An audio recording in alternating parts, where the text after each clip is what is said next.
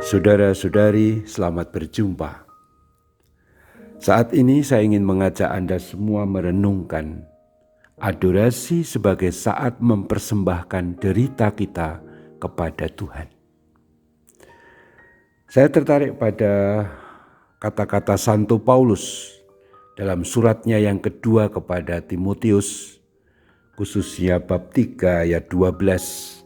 Santo Paulus berkata, "Memang setiap orang yang mau hidup beribadah di dalam Kristus Yesus akan menderita aniaya." Dalam versi leksionarium ada ungkapan sedikit berbeda.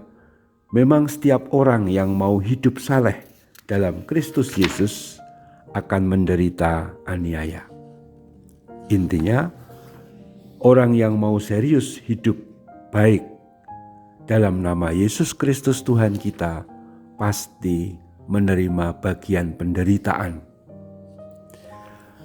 Yang sangat inspiratif sekaligus suatu paradoks, katakanlah, adalah apa yang dialami para rasul ketika mereka dilepaskan sesudah ditangkap dan disuruh memberi kesaksian di sidang Mahkamah Agama.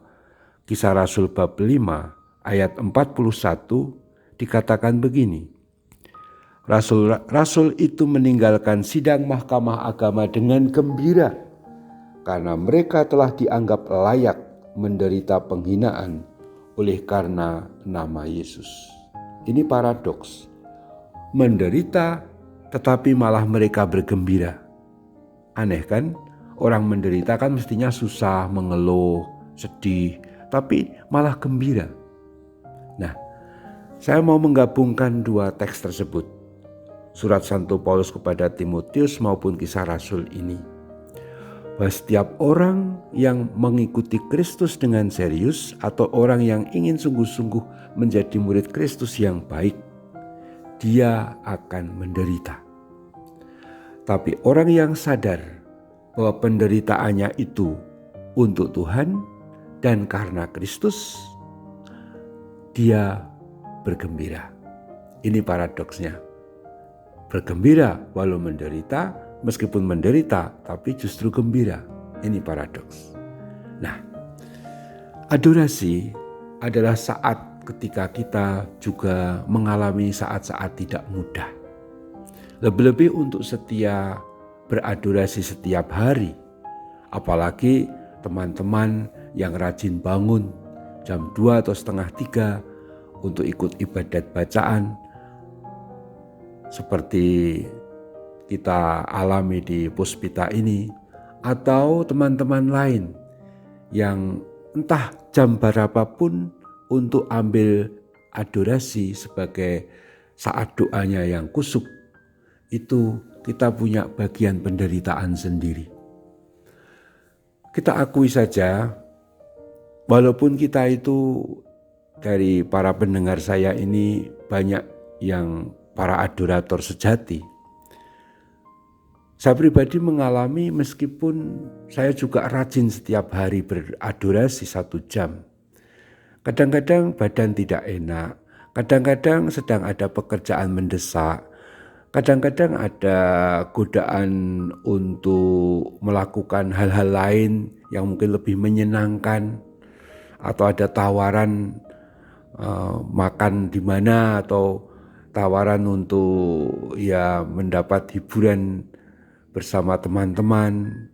Tetapi bagaimana tetap committed terhadap waktu jam adorasi, itu memang butuh tidak hanya disiplin, tapi komitmen yang tinggi, tetapi juga keyakinan yang mendalam bahwa segala godaan untuk tidak beradorasi itu adalah bagian untuk mengalami derita, mengalami sesuatu yang tidak seluruhnya mudah.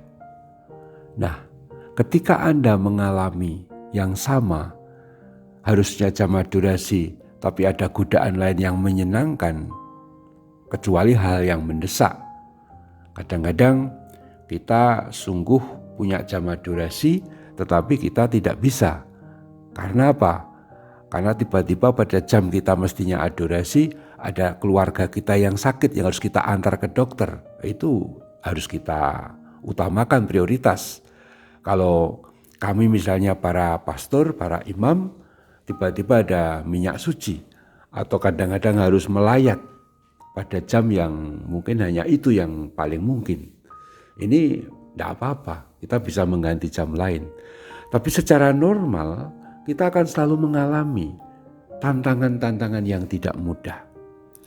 Nah, saya ingin mengajak Anda bahwa sebenarnya dengan adorasi kita itu bisa mempersembahkan kesulitan-kesulitan, derita-derita kita. Lebih-lebih juga mungkin ada rasa kemarahan, ada rasa jengkel kepada saudara, ada rasa kekecewaan kepada saudara kita. Tapi kita inginnya melampiaskan mungkin dalam bentuk entah ungkapan-ungkapan yang maaf ya kadang-kadang omong agak kasar, tapi kita menahan diri. Kita persembahkan itu dalam adorasi. Saya pernah mengalami ada rasa tiba-tiba ingin marah kepada saudara saya yang mengkhianati atau berkhianat dalam arti ingkar janji. Ketika saya mau telepon dia, tiba-tiba saya berdoa. Lalu saya ingat untuk adorasi sebentar. Dan ternyata sudah adorasi, saya kayak diingatkan Tuhan, kamu harus mengampuni, kamu harus sabar. Nah, saat-saat seperti itu juga bagian dari suatu penderitaan.